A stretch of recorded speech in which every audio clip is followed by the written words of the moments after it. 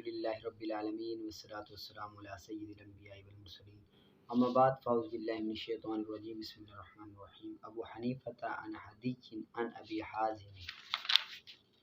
عن ابی شعاع عن ابی ہریرہ رضی اللہ تعالی عنہ حضرت ابو ہریرہ رضی اللہ عنہ سے روایت ہے کہ نبی کریم صلی اللہ علیہ وسلم نے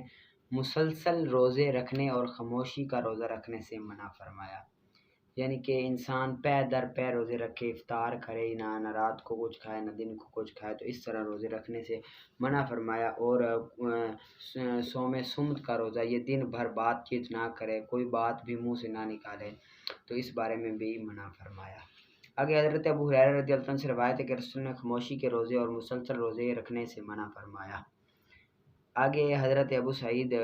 خدری رضی اللہ عنہ سے روایت ہے کہ رسول نے ایام تشریق کہ 3 دن روزے رکھنے سے منع فرمایا۔ ایام تشریق سے مراد ماہ ذی الحجہ کی 11ویں، 12ویں اور 13ویں تاریخ کے 3 دن روزہ رکھنے سے منع فرمایا۔ اور اسی سند سے مروی ہے کہ رسول صلی اللہ علیہ وآلہ وسلم نے منع فرمایا اس دن روزہ رکھنا سے جس میں شک کیا جائے، رمضان کا شک، یعنی کہ 29 شعبان کو جب چاند کا پتہ نہ چلے تو 30 شعبان کو روزہ رکھ لے، اور یہ سمجھے کہ صبح میں روزہ رکھتا ہوں اور چاہے جون سا بھی ہو گیا، یعنی کہ نفل نیت بھی کر لے، روزے رمضان کی بھی نیت کر لے، تو اس بارے میں بھی روزہ رکھنے سے رسول نے منع فرمایا۔ ٹھیک ہے، آگے حضرت ابن عمر رضی اللہ تعالیٰ عنہ فرماتے ہیں کہ میں نے جاہلیت کے دنوں میں مسجد حرام میں اعتکاف کی منت مانی تھی۔ جب میں اسلام لایا تو میں نے اس بارے میں رسول اللہ سے سوال کیا کہ کیا میں اس منت کو پورا کروں، تو آپ نے فرمایا کہ اپنی منت پورا کرو۔ ٹھیک ہے، آگے کتاب الحج ہے، یہ ہم آگے کل سے شروع کریں گے، اس کو آپ نے یاد کر کے آنا ہے پیچھے۔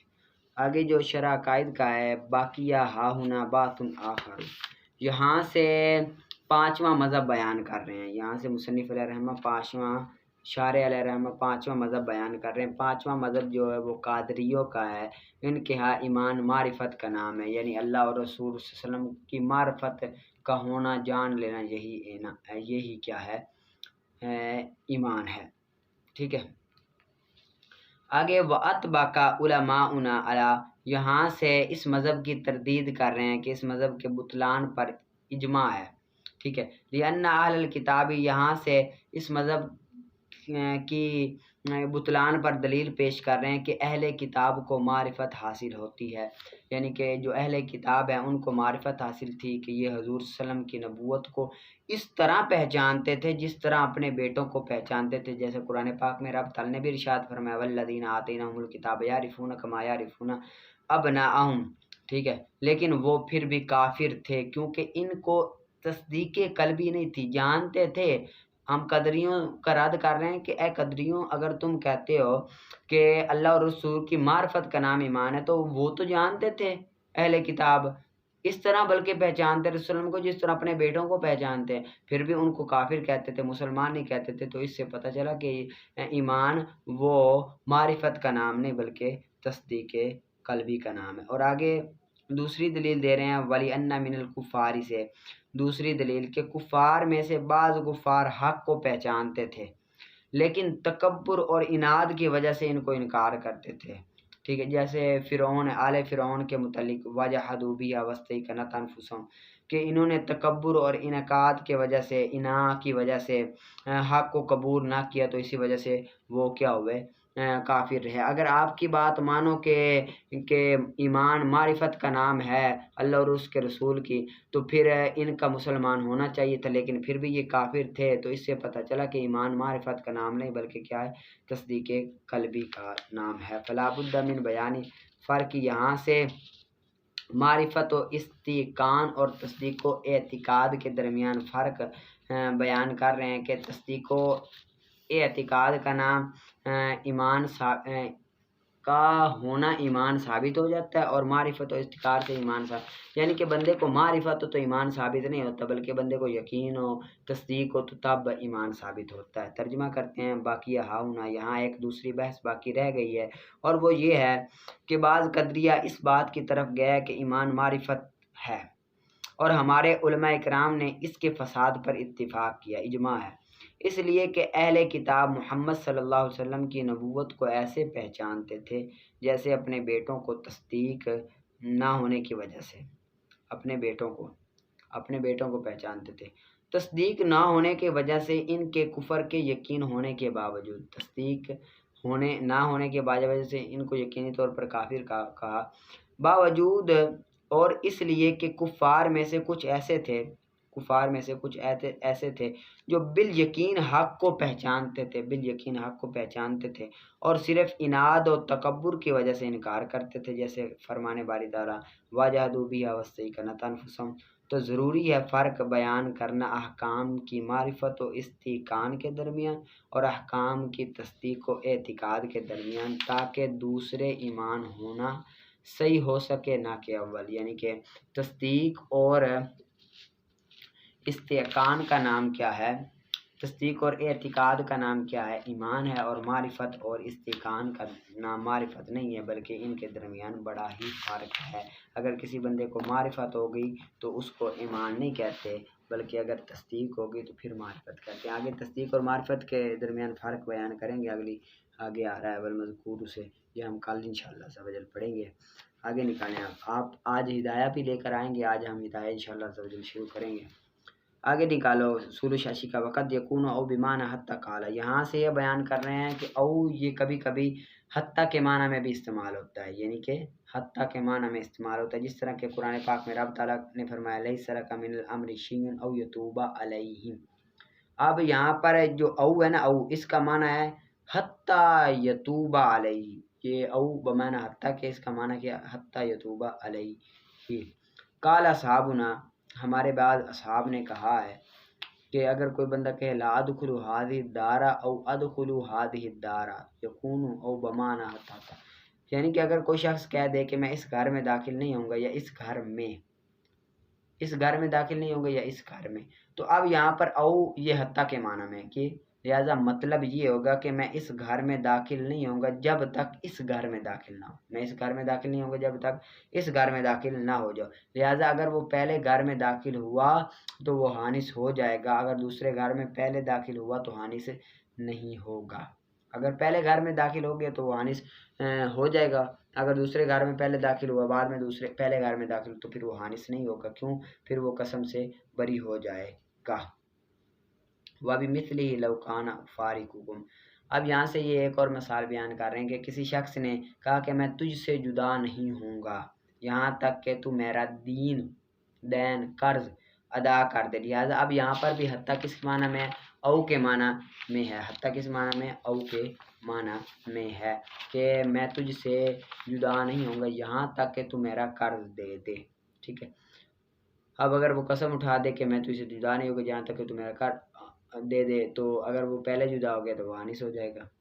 ترجمہ کرتے ہیں، اور کبھی کبھی او حتیٰ کے معنی میں ہوتا ہے اللہ تعالیٰ کے فرمان لیس لک من الامر شیء او یتوب علیہم، کہا گیا ہے کہ اس کا معنی حتی یتوب علیہم کے ہے۔ ہمارے علماء کرام نے کہا کہ اگر حالف نے کہا، قسم اٹھانے والے نے کہا کہ لا ادخل هذه الدار او ادخل هذه الدار، تو او حتیٰ کے معنی میں ہوگا، حتیٰ کہ اگر اولاً پہلے گھر میں داخل ہوا تو حانس ہو جائے گا، اور اگر اولاً دوسرے گھر میں داخل ہوا تو اپنی قسم پوری کرے گا، یعنی کہ میں اس گھر میں داخل نہیں ہوں گا جب تک اس گھر میں داخل نہ ہو، تو دوسرے گھر میں داخل ہو جائے گا تو وہ قسم ختم ہو جائے گی، شرط ختم ہو جائے گی تو مشروط بھی ختم ہو جائے گی۔ اور اسی کے مثل اگر اس نے کہا کہ لا افارق او تقدی دینی او حتی تقدی، دین کے معنی میں یہاں بھی اسی طرح ہی ہے، یعنی کہ اگر وہ قرض سے پہلے لینے سے پہلے اگر جدا ہو گیا تو وہ کیا ہو جائے گا، حانس ہو جائے گا، بعد میں ہوگا تو پھر وہ حانس نہیں ہوگا، ٹھیک ہے، اس کو یاد کر لیں۔ آگے نکالیں آپ ہدایہ شریف کا، یہ میرے سامنے جو ہدایہ شریف ہے یہ مکتبۃ البشریٰ کی ہے، یہ دیکھ لیں آپ، یہ مکتبۃ البشریٰ کی ہے ہدایہ شریف، تو آپ نے نکالی ہوگی۔ آگے آج ہم پڑھیں بسم اللہ الرحمن الرحیم، الصلاۃ والسلام علیک یا رسول اللہ وعلی آلک واصحابک یا حبیب اللہ، الصلاۃ والسلام علیک یا نبی اللہ وعلی آلک واصحابک یا نور اللہ، اللہم افتح علینا حکمتک وانشر علینا رحمتک یا ذا الجلال والاکرام اللہم ربی یسر ولا تعسر وتمم بالخیر وبک نستعین اللہم یسر ولا تعسر وتمم بالخیر وبک نستعین اللہم یسر ولا تعسر وتمم بالخیر وبک نستعین اللہم یسر ولا تعسر وتمم بالخیر وبک نستعین اللہم افتح علینا حکمتک وانشر علینا رحمتک یا ذا الجلال والاکرام اللہم انا نسألک علما نافعا ورزقا واسعا وشفاء من کل داء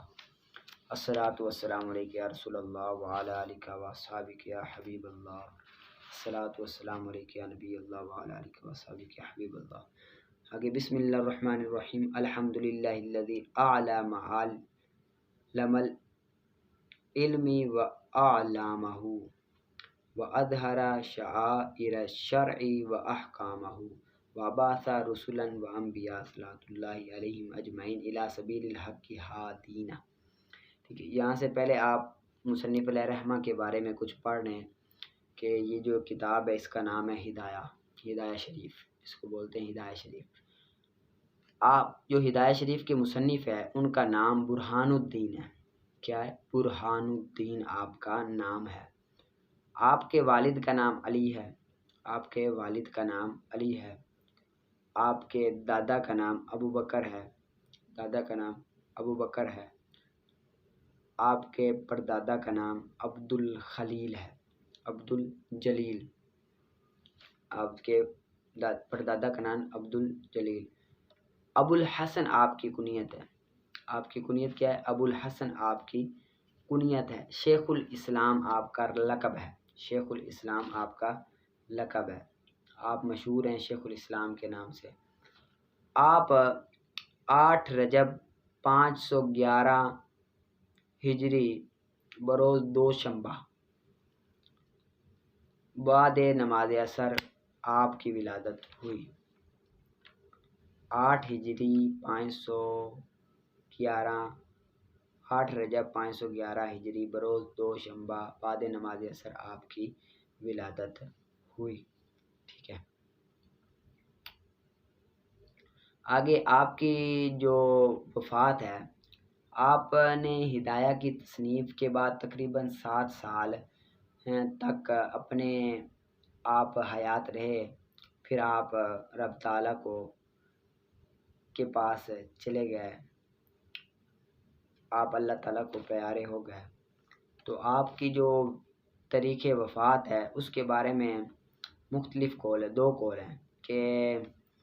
آپ 7 سال، اس کے بعد آپ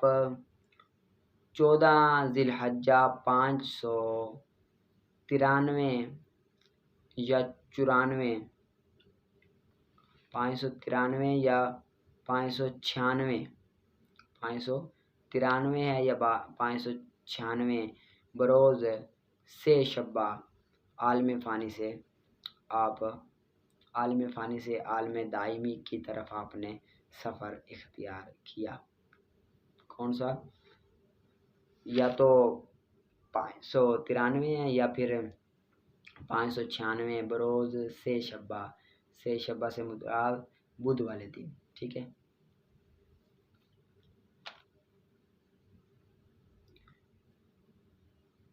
بدھ نہیں، منگل والے دن آپ غالباً آپ نے دار فانی سے دار بقا کی طرف آپ نے سفر اختیار